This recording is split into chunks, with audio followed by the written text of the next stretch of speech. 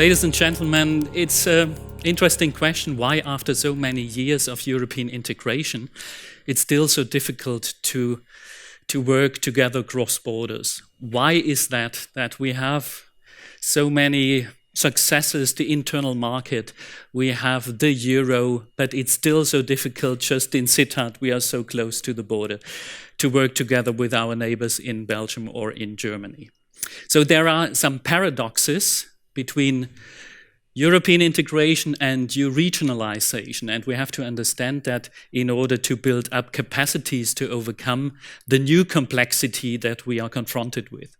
The thing is that normally you think we have less complexity in a border region because of Europe, but in fact I will show you that there is even more complexity than perhaps 30 or 40 years ago. I will start with a mouse, because I grew up in the very south in Germany, close to the Swiss border, with this mouse. And I know there are some in the room who also grew up with this mouse. Please, show me. Not everybody. It has to do with age. Yeah. The mouse is the symbol for the paradox of a lost language, I would say. It is a handicap today. Why it's so difficult, and Wim Horsch already mentioned that, why is it so difficult today also to communicate for younger people across borders? I came to Maastricht 20 years ago and worked for European Institute and now for the university, of course with my European dream. I thought, as I said, now internal market, the free movement of persons. The border, that's the past. You can forget about the border. We will have there open borders in Europe. And it's true, probably it was a misunderstanding for me, because in my daily life in Maastricht, of course, I cross the border every day. That's, for instance, by the way, on a Saturday morning when I take the bicycle from Jekerdal in Maastricht and I go to my Belgian bakery in Cannes. 12 minutes according to Google Maps on the bike. I'm faster, of course. I do it in 6 minutes. And in the bakery, I can tell you, it's a wonderful chaos of languages. In Cannes, they speak in the bakery, they speak some Flemish or Limburg dialects from Belgium. They speak, of course, Maastricht. And they also speak French, of course. Many French-speaking people come to fetch up some cakes. And even they speak some German by and then. So I fell also in love, not only with the European Union, but with the Euregion Maas-Rhine. And you see that the bakery, where I go to on a Saturday, is the center. It's the center of this Euregion, more or less. You see that exactly. And there are a lot of success stories with this Euregion. One of the oldest in the European Union. We have wonderful cooperation with police forces or hospitals or schools. Wonderful Interreg projects. You could say, wow, after 40 years of Euregional cooperation, we should reach a high level. It's true, yes, we reached a very high level. And if you compare that to other Euregions, it's certainly higher than at the Slovak-Hungarian border or certainly in Eastern Europe. They need international bus lines or they just start up to have this cooperation that we have today. But what is so difficult for us today to come from a high level of European cooperation to a really high level? Because for the last 10 years, probably we are stuck. It is a bit the question, if you learn a language, it's easy in the first couple of months, but then later on it's more difficult. Me, myself, I realized that with Dutch, as a German, you think it's a piece of cake, but finally it's quite difficult. So I did some studies for the province of Limburg, for instance, on the labor market. What do we have to do more or less to come to our Euregional dream, to have a joint labor market with 4 million inhabitants in this Euregion Maas-Rhine, where we can benefit from a metropolitan area and where we can compete with the Randstad or with the Rhineland or the Stuttgart region, where I come from. So when I looked into that, I found some paradoxes. Paradoxes where I thought, wow, after so many years of European integration, I did not expect that it's still so difficult. Because we have, for instance, a wonderful Euregion of shopping and leisure. So people, they find the outlet in Roermond if they live in the Ruhrgebiet. And people, of course, they find also the city of Maastricht on a Thursday when there is a German national holiday. And I will not go to the city center because I love my German compatriots, but not so many at the same time on a Thursday in the city center of Maastricht. So there is a wonderful shopping Euregion, but of course we also have a Euregion of lousy public transport if you talk about trains. Do you remember there was this train just 5 years ago when I traveled very often with this train to Liège, and very often I missed a connection there and I had to wait there for an hour for another train to Brussels. So that's also reality. The province is heavily pushing and trying to improve, but it's so difficult. Why? Astonishingly enough, the national systems today, for instance, the technical systems or the ticketing or what have you, are more sophisticated than 30, 40 years ago. So it's today much more difficult to work together in international connections. It is, for instance, a problem that the drivers, Maschinisten, that they have different educations, and this is already creating a problem, which was apparently not a problem 50 years ago when we had a lot of international train connections. Even Interreg. If you look into Interreg, and I did that, that's of course European money where we finance our wonderful joint projects in the Euregion. Even there is a paradox. More or less, it's the paradox of a gift. It makes you a bit lazy. If you look at the organization Euregion Maas-Rhine, it's 100% dependent more or less on projects financed by Brussels money. And the objectives, they come from Brussels. There is no budget. The Euregion does not have a real budget in order to say these are our activities, our priorities, and we will give money to schools or whatsoever as a Euregion, and we will do that for the next 10 years in a really stable situation. So the paradox of Interreg is that we did not think about what is after Interreg, because there will be also in a few years' time probably a situation where we don't have finances from Brussels, and then we are totally lost because the Euregion today has not an own budget. If you look into the labor market, that's the biggest paradox, I would say.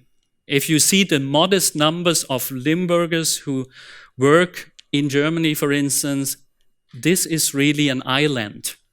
In terms of percentages. So with such a short border with the mainland, the Netherlands, and such a big border to the rest, to the two neighboring countries, of course you have a problem with the labor market. People today commute to Eindhoven and further from Limburg, but they do not commute, they do not work in Herzogenrath or in Aachen. If you see the historical development here, we see actually that even in the 70s, there was a sort of peak when many Limburgs suddenly went to the Aachen region because of the closing of the mines, and there was a short boom in Germany. But after that, until the year 2000, we were at a level of the 60s, and even today, it's not much more.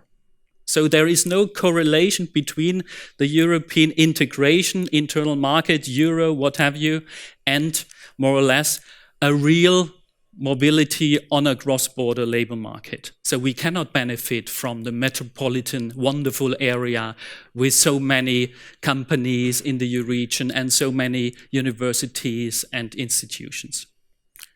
Why? Has to do also with another paradox. The paradox of bureaucracy, increased bureaucracy, which is totally bizarre.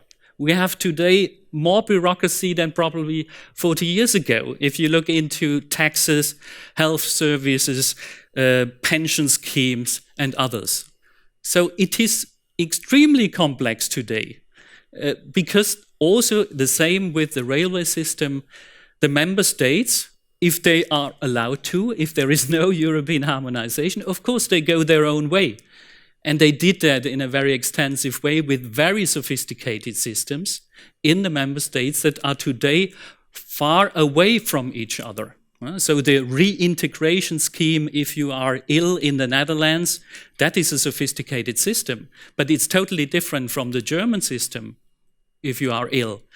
And that means that also for cross-border work, this creates extra problems for employers and for employees.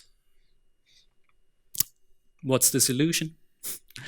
More complexity, you need more capacity to deal with it. So certainly it's not time to say The Hague or Berlin, you have to reduce complexity. Of course, it's always good to know how to lobby that you can avoid the biggest problems. But if we are honest, within the next 10 or 20 years, there will be not less complexity. We have to deal with that. We have to build up in the Euregion institutions and teams, cross-border teams, who know exactly what the problem is and can tell that to the citizens, to cross-border workers, to employers, to the politicians, in order that we have a big picture of the complexity, because we have to live with it. Coming back to the mouse and the paradox of the lost language, that is exactly a handicap that was not there 30 years ago, because people of my age in Limburg, they watched a German program on the German television, and I know that their language skills are very high, and they have also a relation to the culture of the country. If I talk to my children and they tell me that at their school they hated the German lesson, and probably they will never think about going to Aachen and going to the RWTH and study there. They think about New York probably, because they are grown up in an international world, as Wim said, international on YouTube, on internet. So that's also the paradox, that internationalization does not really help us in the Euregion. It even prevents our kids, more or less, to learn more about the neighbors and to really benefit from the situation here. That's why the province of Limburg has a plan to support schools, to support this type of wonderful exchange. But to be honest, we have to build that up from scratch again. We have to start again with the languages in our schools, and probably also with another ambition that we have today, to be honest. The programs are wonderful, but if you see the finances, we also need there much more impetus and much more reality. If you want to change that, you really have to invest. That's the most bizarre one, the paradox of the digital world. You think digital means crossing the border, data exchange, whatsoever. But if you work in the Netherlands and you live in Germany, you cannot register for a DigiD. Bizarre. Yeah? A digital world is now preventing cross-border workers from communicating with Dutch authorities who do not probably deal with a letter that you send them, because everything is digital in the country. So also this, normally politicians would never expect that this is a major problem, but it is. As a German, if you come to a Dutch railway station and you have no OV chip card, that is also a problem. It's also a problem, of course, for ticketing. If we say in the Euregion we really need a proper ticket, to have a ticket from Aachen to Liège and to Maastricht, if you talk to people who try to do that, they say the digital systems, you will never bring them together, the OV chip card and the German or a Belgian system. So also that is new complexity. And I will not talk about the mode the Autobahn mode. No, we have to pay it 1st January 2019. You have to make a choice, 1 week, 1 month, or a year. And you have to have the green sticker for the city center of Aachen. That's a Euregional reality today, which is a bit a problem. So what's the conclusion? If we have some politicians in the room, we really need a restart of the Euregion. We need a sort of Euregio calling, not only Europe calling. And that means, in the first place, be real and say, yes, growing complexity means more capacities, and we have to invest in that.